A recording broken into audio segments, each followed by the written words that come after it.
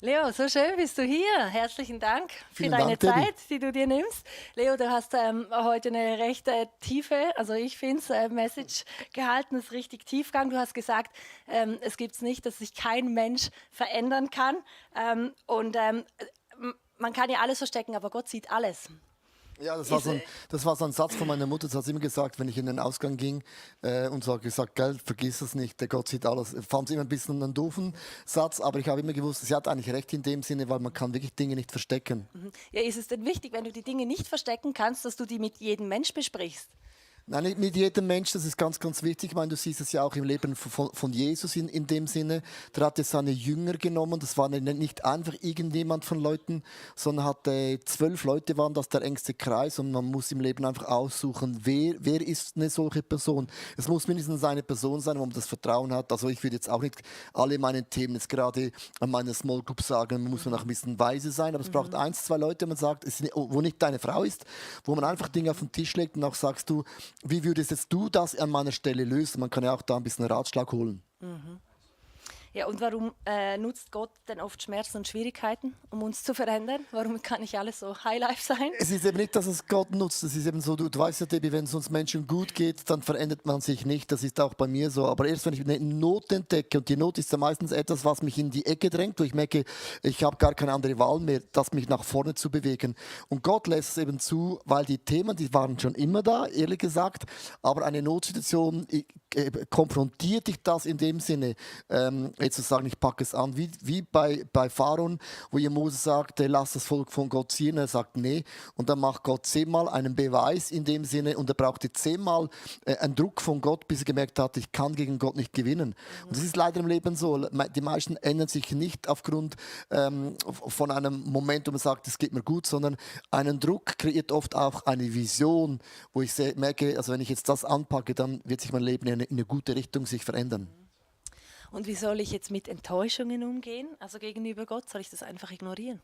Wenn, Nein, Enttäuschungen zu Gott darf man nicht ignorieren. Das hat der Jesus auch gesagt. Mein Gott, am Kreuz, wieso hast du mich verlassen? Er hat das ausgesprochen. Man muss es aussprechen. Ich sage immer, ich habe Zweifel in meinem Leben, aber ich zweifle nicht an Gott. Aber ich habe in meinem Leben auch Zweifel, Dinge, die ich nicht verstehe. Und das muss man, wenn man die Psalmen anschaut, ich werde nächsten Sonntag auch darüber sprechen, irgendwo, das Klagepsalmen, Rachepsalmen, das sind, man sagt, 3/4 der Psalmen sind emotionelle Psalmen, wo jemand auf den Tisch schlägt und sagt, hey Gott, wie kann es sein, dass du zulässt? Also David hat seinen Frust auch zu Gott vollen Lauf gegeben. Und das ist etwas, was wir nicht kennen. Man hat wie das Gefühl, Gott ist heilig und so, ist er ja auch so. Man muss eine Kultur lernen, wo man sagt, die Gefühle müssen raus. Und dann ist interessant, wenn David dann seinen Frust gegenüber Gott auf den Tisch gelegt hat. Und irgendwann hat man es ja dann mal gesagt, ja, genau. hat sich das immer geändert in Dank und in Worship. Aber es muss mal zuerst, ich sage jetzt mal, den Dreck muss zuerst mal raus und dann kann eine Wunde geheilt werden. Ja, der Dreck muss raus, es muss unter dem Teppich muss gewischt werden. Wie mache ich denn das konkret? Also ganz konkret, ich habe ja das letzte paar Wochen gesagt, ich merke, dass ich manchmal in meiner Leadership, wenn ich nicht zufrieden bin, noch so einen Satz hinterher sage in meinem Telegram oder was auch immer. Und das ist etwas, was mir mal bewusst wird, ich habe diese Eigenschaft. Das ist mal das allererste, man muss es einsehen. Und dann ist es etwas, wenn ich das schreibe oder etwas aufnehme, sagen, Leo, Achtung, falle nicht in das alte Muster. Und manchmal mache ich eine Sprachnotiz und dann lösche ich sie nochmals, weil ich gemerkt habe, oh krass, das war jetzt wieder nicht gut. Man muss ein Bewusstsein entwickeln, ich habe diese Schwäche. Und wenn man sich das bewusst ist, dann gibt es einen Weg, wo man dahin geht und man entwickelt sich Schritt für Schritt und dann plötzlich gelingt es einem gewisse Dinge besser und dann hat man einen Rückfall, steht man auf, Krone richten und geht wieder weiter. Aber es ist das Bewusstsein, ich habe da eine Schwäche, Achtung, Alarmstufe, musst aufpassen. Genau. Also eben, du gehst einerseits zu deinen Freunden, zu deinen Allerängsten, sagst es aber auch Jesus. Und wie kannst du die Vergebung da annehmen? Ja, es ist wichtig, dass mir vergeben wird. Also das ist da, wenn du sagst heutzutage, es tut mir leid, dann gilt die Entschuldigung. Heute leben wir in einer Kultur, wenn man sagt, es tut mir leid, gilt nicht mehr. Für mich gilt das, wenn es mir wirklich leid tut und man sagt, es tut mir leid, I'm so sorry, dann sage ich immer, es ist dir vergeben, Schwamm drüber und das muss ich in meinem Freundeskreis so kultivieren.